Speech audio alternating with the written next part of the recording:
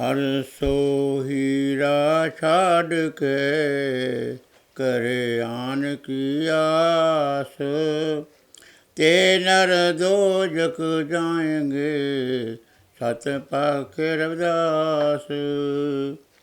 कांशी बनारस जन थान गुरदास जी, बाबा पिपलदास जी, गुरु सरबंदा, गुरु रहीदास जी, गुरु गरीबदास जी, संत रामानंद सच्चे पातशाह जी। अपने दसवें महीने ना आचार्य जन सत्संग लख लख बधाई होए। करमा भागा महीने सच्चे पातशाह जी। बाहरले देशों ਨੂੰ ਸਾਰੇ ਪੰਜਾਬ ਨੂੰ ਸਤਿਸੰਗ ਨੂੰ ਵਧਾਈਆਂ ਬਹੁਤ ਬਹੁਤ। ਨਵਾਂ ਮਹੀਨਾ ਸ਼ੁਰੂ ਹੁੰਦਾ ਜੀ, ਕਰਮਾ ਭਾਗਾ ਮਹੀਨਾ ਵੇ ਜੀ। ਹਾੜ ਦਾ ਮਹੀਨਾ ਸ਼ੁਰੂ ਹੋਇਆ ਜੀ, ਹਾੜ ਦਾ ਮਹੀਨਾ ਸ਼ੁਰੂ ਹੋਇਆ, ਕਰਮਾ ਭਾਗਾ ਮਹੀਨਾ ਵੇ ਜੀ। ਸਤਿਸੰਗ ਲੱਖ ਲੱਖ ਵਧਾਈ ਹੋਏ। ਕਰਮਾ ਭਾਗਾ ਮਹੀਨਾ ਵੇ ਜੀ। ਬੋਲੋ ਜੀ ਸਤਿਨਾਮ ਸ੍ਰੀ ਵਾਹਿਗੁਰੂ।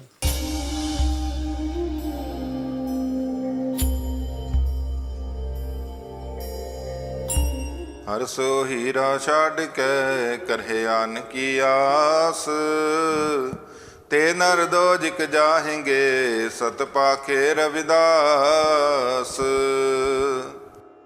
आदरणी बंदनी गुरु प्यारी साध संगत जियो, आप सब संगतां ने डेरा संत सरबंदास सचखंड बल्ला दे मौजूदा गद्दी नशीन सतगुरु स्वामी निरंजन दास महाराज जी की पावन पितर रसना तो नवे महीने का नाम सरवण किया है।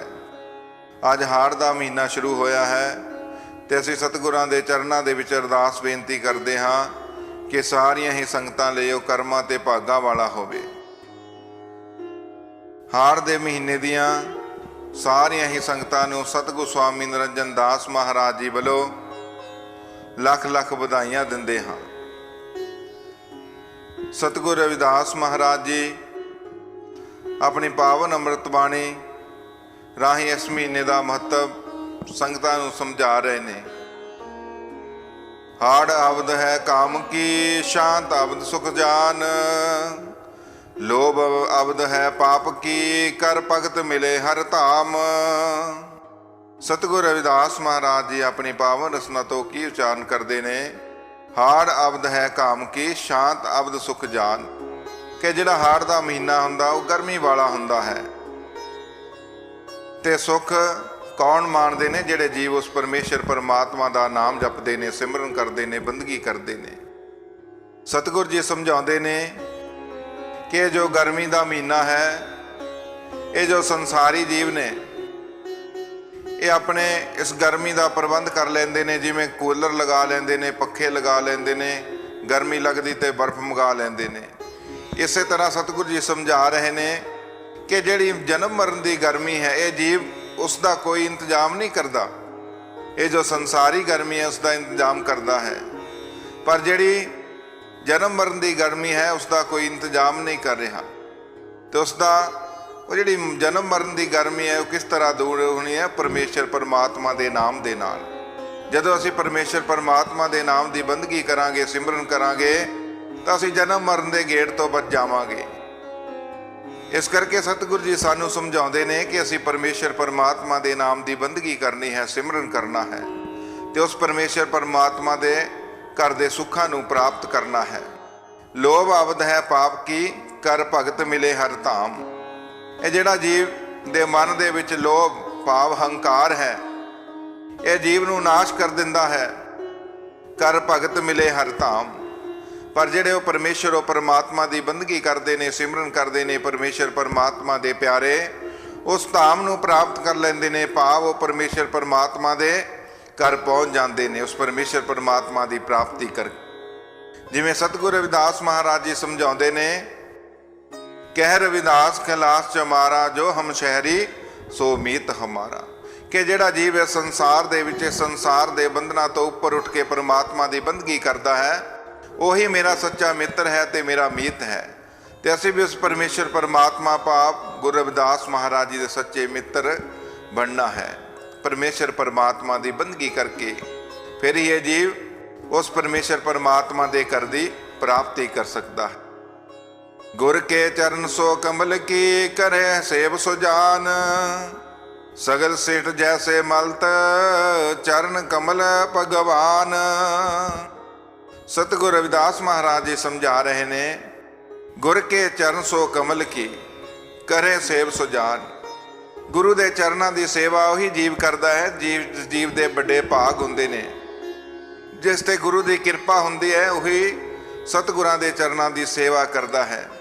ਭਾਵ ਉਹ ਪਰਮੇਸ਼ਰ ਉਹ ਪਰਮਾਤਮਾ ਦੀ ਬੰਦਗੀ ਵੀ ਉਹੀ ਜੀਵ ਕਰਦਾ ਹੈ ਜਿਸ ਜੀਵ ਦੇ ਕਰਮ ਵੱਡੇ ਹੁੰਦੇ ਨੇ। ਭਾਵ ਜਿਸ ਜੀਵ ਦੇ ਭਾਗ ਚੰਗੇ ਹੁੰਦੇ ਨੇ ਉਹੀ ਜੀਵ ਪੂਰਨ ਸੰਤਾਂ ਮਹਾਂਪੁਰਸ਼ਾਂ ਦੀ ਸੰਗਤ ਦੇ ਵਿੱਚ ਜਾ ਕੇ ਪਰਮਾਤਮਾ ਦੀ ਬੰਦਗੀ ਕਰਦਾ ਹੈ, ਸਿਮਰਨ ਕਰਦਾ ਹੈ। ਸਗਲ ਸੇਠ ਜੈਸੇ ਮਲਤ ਚਰਨ ਕਮਲ ਭਗਵਾਨ। ਸਤਿਗੁਰ ਜੀ ਸਮਝਾ ਰਹੇ ਨੇ ਸਾਰੀ ਸ੍ਰਿਸ਼ਟੀ ਦੇ ਜੀਵ ਪ੍ਰਭੂ ਦੇ ਚਰਨ ਕਮਲਾਂ ਲਈ ਲੋਚਦੇ ਨੇ, ਪਰ ਜਿਹੜੇ ਜੀਵ ਬਤੇ ਉਸ ਗੁਰੂ ਦੀ ਕਿਰਪਾ ਹੋ ਜਾਂਦੀ ਹੈ, ਪਰਮੇਸ਼ਰ ਦੀ ਕਿਰਪਾ ਹੋ ਜਾਂਦੀ ਹੈ ਤੇ ਗੁਰੂ ਦੇ ਚਰਨਾਂ ਦੇ ਨਾਲ ਜੁੜ ਜਾਂਦੇ ਨੇ। ਭਾਵ ਅੱਠੇ ਪੈਰੋਂ ਪਰਮੇਸ਼ਰ ਉਹ ਪਰਮਾਤਮਾ ਨੂੰ ਯਾਦ ਕਰਦੇ ਨੇ, ਉਸ ਦਾ ਸਿਮਰਨ ਕਰਦੇ ਨੇ। ਜਿਵੇਂ ਸਤਿਗੁਰ ਜੀ ਸਮਝਾ ਰਹੇ ਨੇ, ਭਗਤ ਕਰੋ ਹਰ ਕੇ ਗੁਣ ਗਾਓ ਆਠ ਪਹਿਰ, ਭਗਤ ਕਰੋ ਹਰ ਕੇ ਗੁਣ ਗਾਓ ਆਠ ਪਹਿਰ, ਆਪਣਾ ਖਸਮ ਧਿਆਓ। ਕਿ ਅੱਠੇ ਪੈਰ ਉਸ ਪਰਮੇਸ਼ਰ ਪਰਮਾਤਮਾ ਨੂੰ ਯਾਦ ਕਰਨਾ ਹੈ, ਆਪਣੇ ਜੀਵਨ ਦਾ ਇੱਕ ਇੱਕ ਸਵਾਸ ਉਸ ਪਰਮੇਸ਼ਰ ਪਰਮਾਤਮਾ ਦੇ ਲੇਖੇ ਦੇ ਵਿੱਚ ਲਾਉਣਾ ਹੈ। ਕਿਉਂਕਿ ਜਿਹੜਾ ਜੀਵ ਨੂੰ ਮਨੁੱਖਾ ਜੀਵਨ ਮਿਲਿਆ ਹੈ ਇਹ ਪਰਮਾਤਮਾ ਦੀ ਬੰਦਗੀ ਕਰਨ ਵਾਸਤੇ ਮਿਲਿਆ ਹੈ। ਨਾਮ ਜਪਣ ਕੋ ਜੀਭਾ ਦਿੱਤੀ, ਗੁਰ ਦਰਸ਼ਨ ਕੋ ਅੱਖਾਂ, ਇੱਕ ਇੱਕ ਸਾਸ ਅਮੋਲਕ ਜਾਵੇ, ਹੱਥ ਨਾ ਆਵੇ ਲੱਖਾਂ। ਕਿ ਜੋ ਸਵਾਸ ਨੇ ਇੱਕ ਇੱਕ ਸਵਾਸ ਦੀ ਬਹੁਤ ਵੱਡੀ ਕੀਮਤ ਹੈ। ਜਿਹੜੇ ਸਵਾਸ ਪਰਮਾਤਮਾ ਦੇ ਨਾਮ ਤੋਂ ਬਿਨਾਂ ਵਿਰਤੇ ਚਲੇ ਜਾਂਦੇ ਨੇ ਉਹਨਾਂ ਦੀ ਕੋਈ ਕੀਮਤ ਨਹੀਂ ਪੈਂਦੀ। ਜਿਹੜੇ ਪਰਮੇਸ਼ਰ ਪਰਮਾਤਮਾ ਦੇ ਲੇਖੇ ਦੇ ਵਿੱਚ ਲੱਗ ਜਾਂਦੇ ਨੇ ਉਹਨਾਂ ਦੀ ਕੀਮਤ ਪੈ ਜਾਂਦੀ। ਇਸ ਕਰਕੇ ਅਸੀਂ ਉਸ ਪਰਮੇਸ਼ਰ ਪਰਮਾਤਮਾ ਦੇ ਚਰਨ ਕਮਲਾਂ ਦੇ ਨਾਲ ਸੱਚਾ ਪ੍ਰੇਮ ਔਰ ਪਿਆਰ ਕਰਨਾ ਹੈ। ਕਿਉਂਕਿ ਜਿਨ੍ਹਾਂ ਨੇ ਵੀ ਇਸ ਸੰਸਾਰ ਦੇ ਵਿੱਚ ਆ ਕੇ ਉਸ ਮਾਲਕ ਦੇ ਨਾਲ ਸੱਚਾ ਪ੍ਰੇਮ ਔਰ ਪਿਆਰ ਕੀਤਾ ਹੈ ਉਹਨਾਂ ਨੇ ਉਸ ਮਾਲਕ ਨੂੰ ਪ੍ਰਾਪਤ ਕੀਤਾ ਹੈ। ਸਾਚੀ ਪ੍ਰੀਤ ਹਮ ਤੁਮ ਸਿਓ ਜੋਰੀ। ਜਿਵੇਂ ਸਾਹਿਬ ਸਤਿਗੁਰੂ ਰਵਿਦਾਸ ਮਹਾਰਾਜ ਜੀ ਨੇ ਸੱਚੀ ਪ੍ਰੀਤ ਉਸ ਪਰਮੇਸ਼ਰ ਪਰਮਾਤਮਾ ਦੇ ਚਰਨ ਕਮਲਾਂ ਦੇ ਨਾਲ ਜੋੜੀ ਹੈ ਤੇ ਅਸੀਂ ਵੀ ਆਪਣੀ ਪ੍ਰੀਤ ਉਸ ਪਰਮੇਸ਼ਰ ਪਰਮਾਤਮਾ ਦੇ ਚਰਨਾਂ ਦੇ ਨਾਲ ਜੋੜਨੀ ਹੈ। ਆਠ ਪਹਿਰ ਗੁਰ ਚਰਨ ਮਲ, ਦਿਲ ਕਰ ਨਿਹਚੈ ਧਿਆਨ, ਅੰਤਛ ਕਰਨ ਕਰ ਸੁਧ, ਤਬ ਹੋਤ ਪਾਪ ਕੀ ਹਾਨ। ਸਤਿਗੁਰ ਜੀ ਸਮਝਾ ਰਹੇ ਨੇ ਕਿ ਹਰ ਸਮੇਂ ਗੁਰੂ ਦੇ ਚਰਨ ਕਮਲਾਂ ਦਾ ਇੱਕ ਮਨ ਇੱਕ ਚਿੱਤ ਹੋ ਕੇ ਧਿਆਨ ਧਰਨਾ ਹੈ ਤੇ ਗੁਰੂ ਦੇ ਚਰਨ ਕਮਲਾਂ ਦਾ ਹਰ ਵੇਲੇ ਧਿਆਨ ਧਰਨਾ ਹੈ। ਤੇ ਜਦੋਂ ਅਸੀਂ ਗੁਰੂ ਦੇ ਚਰਨਾਂ ਦਾ ਧਿਆਨ ਧਰਾਂਗੇ ਤਾਂ ਸਾਡਾ ਅੰਤਹਿਕਰਨ ਸ਼ੁੱਧ ਹੋ ਜਾਂਦਾ ਹੈ ਤੇ ਪਾਪਾਂ ਦਾ ਨਾਸ ਹੋ ਜਾਂਦਾ ਹੈ। ਕਿਉਂਕਿ ਉਹ ਪਰਮੇਸ਼ਰ ਉਹ ਪਰਮਾਤਮਾ ਦਾ ਨਾਮ ਇਹੋ ਜਿਹਾ ਹੈ ਕਿ ਜਿਹੜੇ ਜੀਵ ਜਪਦੇ ਨੇ ਪਰਮਾਤਮਾ ਦਾ ਨਾਮ ਜਪਣ ਦੇ ਨਾਲ ਪਾਪਾਂ ਦਾ ਨਾਸ ਹੋ ਜਾਂਦਾ ਹੈ। ਸਤਿਗੁਰ ਜੀ ਸਮਝਾਉਂਦੇ ਨੇ, ਸਾਧੂ ਕੀ ਜੋ ਲੈ ਓਟ, ਤੇਰੇ ਮਿਟਹਿ ਪਾਪ ਸਭ ਕੋਟ ਕੋਟ। ਕਹਿ ਰਵਿਦਾਸ ਜੋ ਜਪੇ ਨਾਮ, ਤਿਸ ਜਾਤ ਨਾ ਜਨਮ ਨਾ ਜੂਨ ਕਾਮ।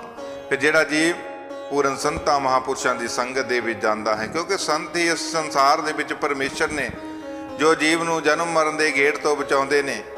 ਤੇ ਫਿਰ ਜਿਹੜਾ ਜੀਵ ਉਹਨਾਂ ਦੀ ਸ਼ਰਨ ਦੇ ਵਿੱਚ ਜਾਂਦਾ ਹੈ ਉਹਨਾਂ ਦੇ ਚਰਨਾਂ ਦਾ ਓਟ ਆਸਰਾ ਲੈਂਦਾ, ਉਸ ਜੀਵ ਦੇ ਇੱਕ ਨਹੀਂ, ਹਜ਼ਾਰਾਂ ਨਹੀਂ, ਲੱਖਾਂ ਨਹੀਂ, ਕਰੋੜਾਂ ਹੀ ਪਾਪਾਂ ਦਾ ਨਾਸ ਹੋ ਜਾਂਦਾ ਹੈ। ਤੇ ਜਿਹੜਾ ਉਹਨਾਂ ਤੋਂ ਪਰਮਾਤਮਾ ਦੇ ਨਾਮ ਦੀ ਪ੍ਰਾਪਤੀ ਕਰਕੇ ਉਸ ਦਾ ਸਿਮਰਨ ਕਰਦਾ ਹੈ ਤੇ ਉਸ ਜੀਵ ਦੇ ਜਿਹੜੇ ਜਨਮ ਮਰਨ ਦੇ ਗੇੜ ਨੇ ਉਹ ਖਤਮ ਹੋ ਜਾਂਦੇ ਨੇ।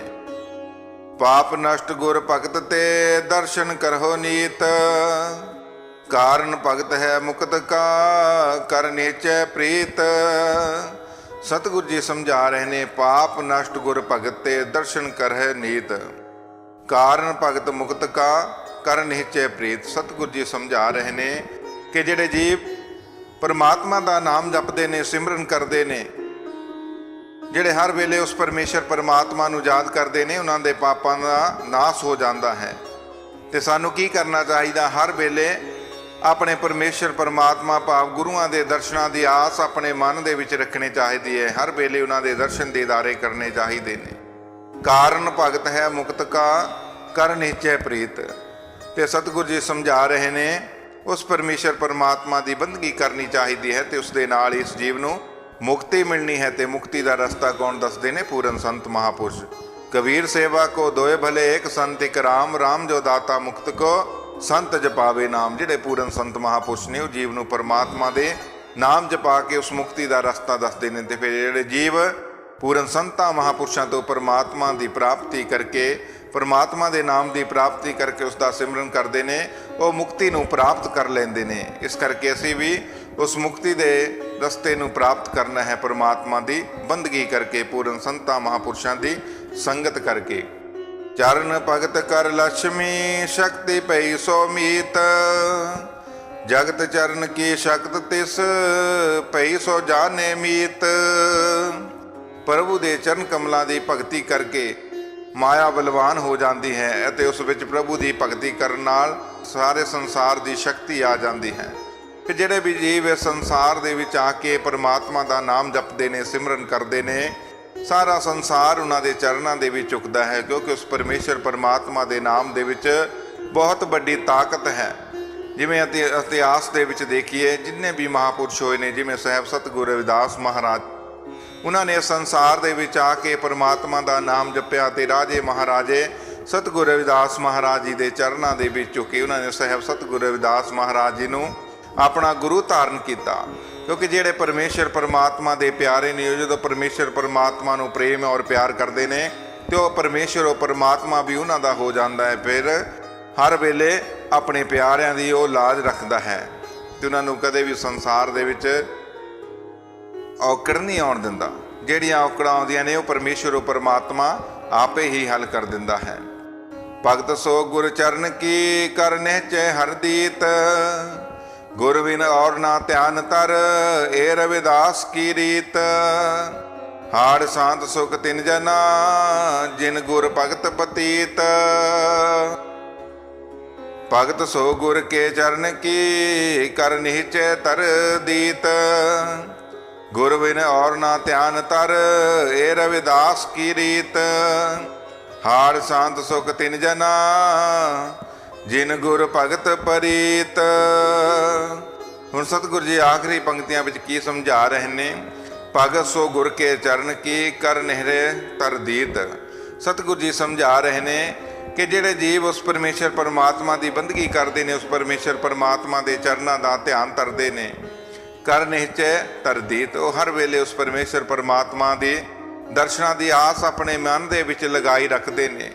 ਗੁਰ ਬਿਨ ਔਰ ਨਾ ਧਿਆਨ ਤਰ, ਇਹ ਰਵਿਦਾਸ ਕੀ ਰੀਤ। ਸਤਿਗੁਰੂ ਰਵਿਦਾਸ ਮਹਾਰਾਜ ਜੀ ਸਮਝਾ ਰਹੇ ਨੇ ਕਿ ਗੁਰੂ ਤੋਂ ਬਿਨਾਂ ਸਾਨੂੰ ਕਿਸੇ ਦਾ ਧਿਆਨ ਨਹੀਂ ਧਰਨਾ ਚਾਹੀਦਾ, ਹਰ ਵੇਲੇ ਆਪਣੇ ਗੁਰੂ ਦਾ ਧਿਆਨ ਧਰਨਾ ਚਾਹੀਦਾ ਹੈ। ਗੁਰ ਕੀ ਮੂਰਤ ਮਨ ਵਿਖੇ ਤਰੋ ਸੋ ਹਰਦਮ ਧਿਆਨ, ਨਾਮ ਦਾਨ ਇਸ਼ਨਾਨ ਕਰ, ਦੁਆਰੇ ਪਾਵੇ ਮਾਨ। ਫਿਰ ਜਿਹੜੇ ਜੀਵ ਆਪਣੇ ਗੁਰੂ ਦਾ ਧਿਆਨ ਧਰਦੇ ਨੇ, ਉਸ ਪਰਮੇਸ਼ਰ ਪਰਮਾਤਮਾ ਦੇ ਘਰ ਦੇ ਪ੍ਰਾਪਤੀ ਕਰ ਲੈਂਦੇ ਨੇ, ਭਾਵ ਉਸ ਪਰਮੇਸ਼ਰ ਪਰਮਾਤਮਾ ਨੂੰ ਮਿਲ ਲੈਂਦੇ ਨੇ। ਇਹ ਰਵਿਦਾਸ ਕੀ ਰੀਤ ਸਤਿਗੁਰੂ ਰਵਿਦਾਸ ਮਹਾਰਾਜ ਜੀ ਇਹ ਸਾਨੂੰ ਸਮਝਾ ਰਹੇ ਨੇ।